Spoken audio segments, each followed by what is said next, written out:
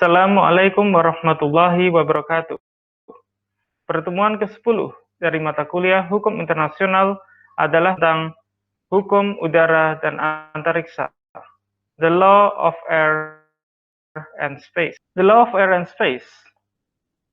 Menurut Chen, tahun 2015, halaman 193 sampai 194, pada tahun 1914, ada hukum kebiasaan internasional bahwa setiap pesawat memiliki hak untuk terbang di atas area high seas atau laut lepas.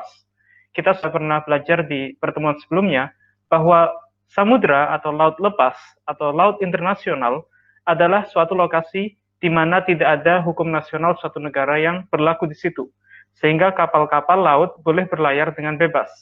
Sebagaimana kapal udara atau pesawat juga boleh terbang di atas area laut internasional tanpa harus taat kepada hukum negara lain.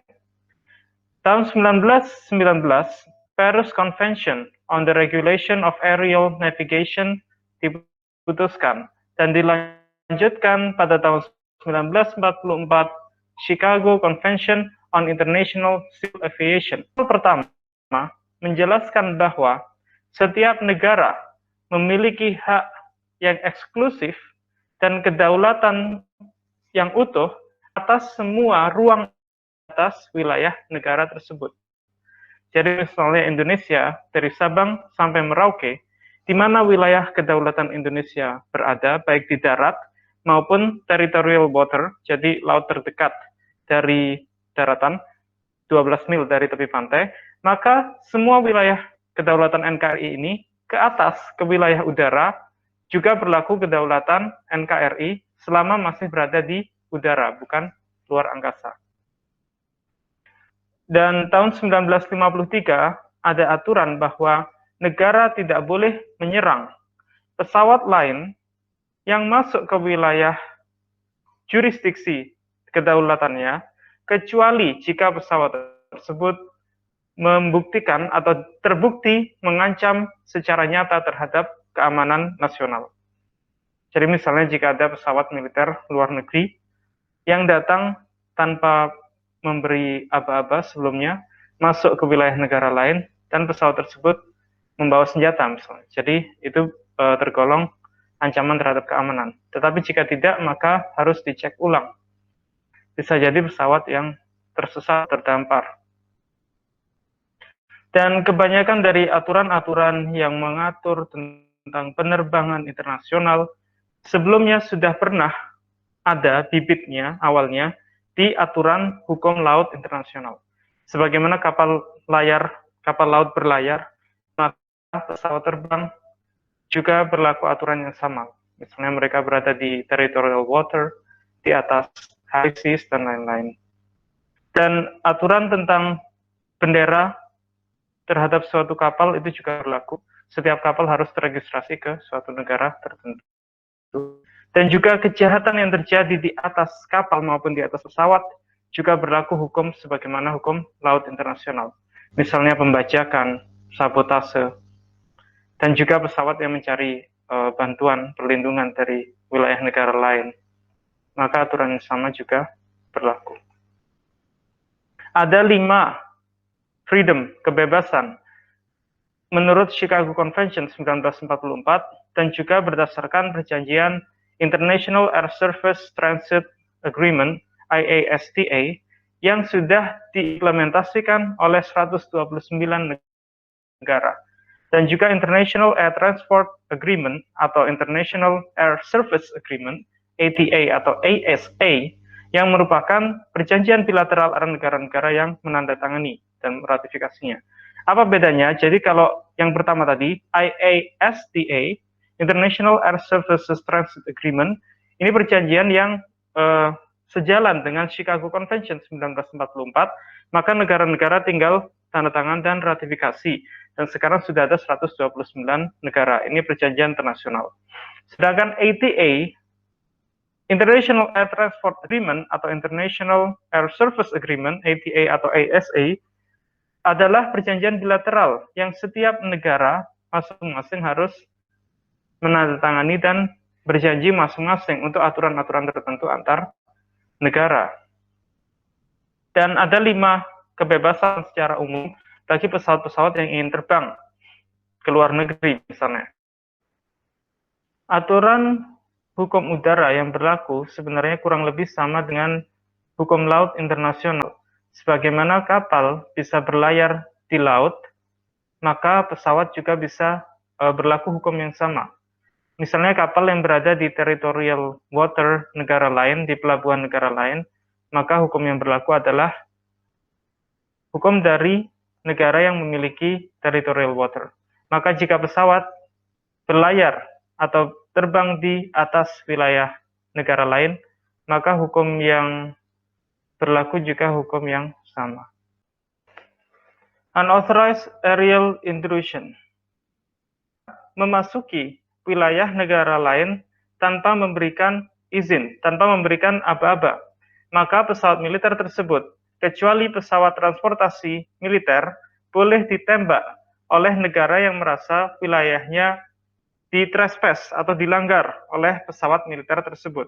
Kecuali suatu negara yang memasuki wilayah negara lain tanpa izin, maka negara tersebut yang merasa keamanan nasional. Contohnya pada bulan Mei 1960, Amerika Serikat memiliki pesawat U-2 yang masuk ke wilayah Soviet. Lalu militer Soviet menembak jatuh pesawat tersebut.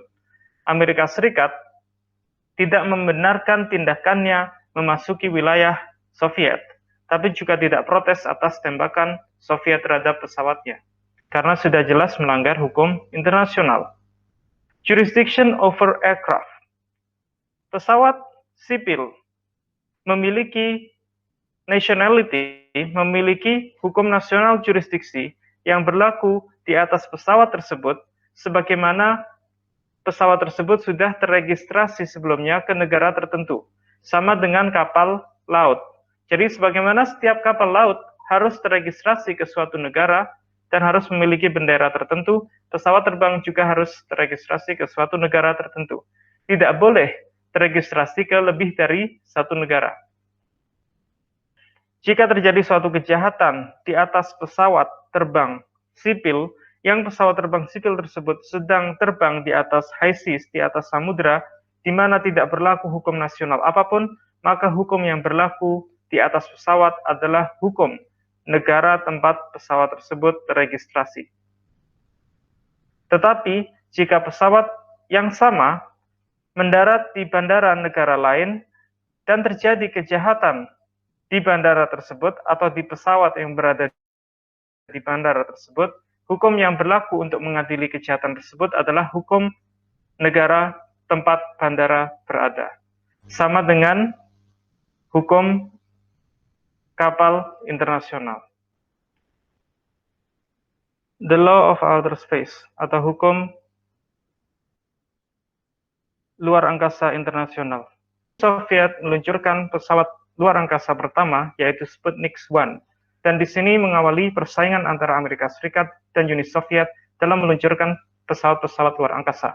Sehingga pada tahun 1959, United Nations Committee on the Peaceful Uses of Outer Space menetapkan bahwa luar angkasa harus digunakan untuk kegunaan-kegunaan damai, tidak boleh saling berperang di luar angkasa, karena pada saat itu adalah masa Perang Dingin. Pada tahun 1961, UN Resolution 1721 menjelaskan bahwa luar angkasa harus digunakan untuk kepentingan yang damai, tidak boleh Star Wars. Dan hukum internasional dan juga piagam PBB berlaku di luar angkasa dan juga di objek-objek luar angkasa lainnya, seperti bulan, bintang, dan planet-planet yang lain. Luar angkasa dan segala objek-objek, bintang, bulan, planet-planet yang lain bebas dijelajahi oleh semua negara selama negara tersebut memberlakukan atau tunduk pada hukum internasional, dan objek-objek di luar angkasa tidak boleh diklaim oleh suatu negara tertentu.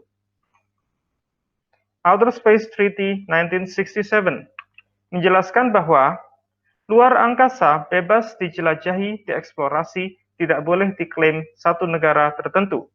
Eksplorasi dan penggunaan luar angkasa harus dijalankan untuk kepentingan semua negara. Aktivitas di luar angkasa tidak boleh mengkontaminasi lingkungan, baik lingkungan bumi maupun lingkungan planet-planet lain. Bulan dan planet-planet dan bintang yang lain harus digunakan untuk kepentingan damai saja. Dan negara yang meluncurkan objek keluar angkasa harus bertanggung jawab atas segala kerusakan yang ditimbulkan oleh objek tersebut. Misalnya jika objek tersebut ternyata jatuh ke bumi dan ke negara lain, maka yang meluncurkan objek tersebut harus bertanggung jawab atas segala kerusakan. Lembaga-lembaga non-pemerintah seperti perusahaan luar angkasa harus mendapatkan izin dari pemerintah setempat untuk beraktivitas di luar angkasa. Dan negara-negara harus membantu para astronot yang mengalami gangguan di luar angkasa, walaupun astronot tersebut bukan berasal dari negaranya. The Law of Outer Space, tahun 1968, Agreement on the Rescue of Astronauts, memutuskan bahwa setiap negara wajib membantu astronot lain, walaupun berbeda kenegaraan saat berada di dalam misi yang sama. Misalnya antara astronot Amerika dengan kosmonot Rusia. Dan juga masalah objek-objek yang diluncurkan ke luar angkasa saat pengembalian objek tersebut ke bumi tidak boleh mengkontaminasi lingkungan. 1972 dan 1973, Convention on the International Liability for the Damage Caused by Space Objects memutuskan bahwa negara yang meluncurkan objek luar angkasa bertanggung jawab atas kerusakan yang ditimbulkan oleh objek tersebut. 1975 hingga 1976, Convention on Registration of Objects Launched into Outer Space, setiap objek yang diluncurkan keluar angkasa harus teregistrasi ke negara tertentu, seperti pesawat, satelit, dan lain-lain. Tahun 1976, Bogota Declaration, 8 negara Khatulistiwa mengklaim kedaulatan terhadap wilayah di atas Khatulistiwa.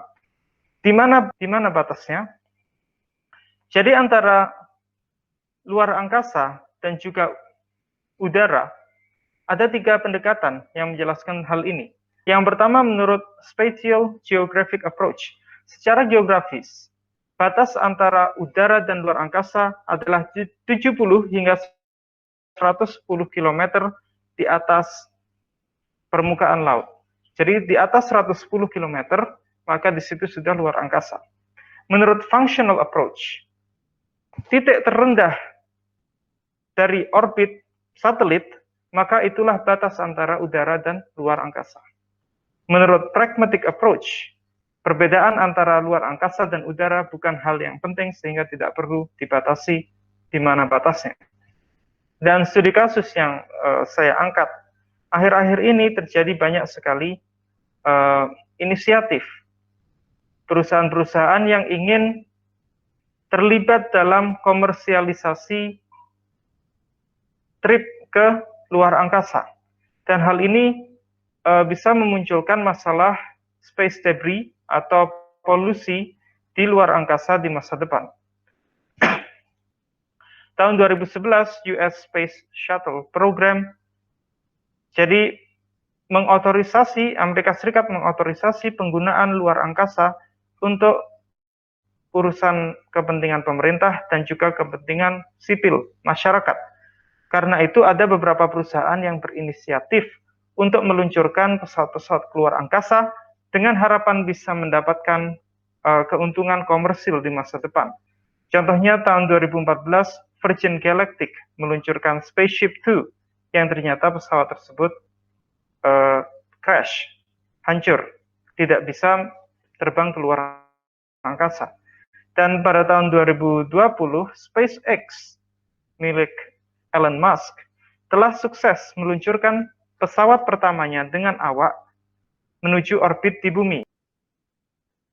Dengan banyaknya pihak-pihak swasta yang terlibat dalam perjalanan di luar angkasa, maka tidak menutup kemungkinan bahwa aktor-aktor hubungan internasional atau subjek-subjek hukum internasional yang terlibat di aktivitas luar angkasa bukan hanya negara, tetapi juga non-state actors atau subjects of international law, yaitu MNC dan juga individu-individu pemilik perusahaan-perusahaan swasta luar angkasa tersebut, bisa jadi mereka adalah pemain-pemain selanjutnya di luar angkasa. Karena itu, tidak menutup kemungkinan hukum internasional luar angkasa bisa jadi akan ada perjanjian-perjanjian lanjutan tentang aturan terhadap penggunaan luar angkasa bagi pihak-pihak non-state. Demikian presentasi dari saya. Assalamualaikum warahmatullahi wabarakatuh.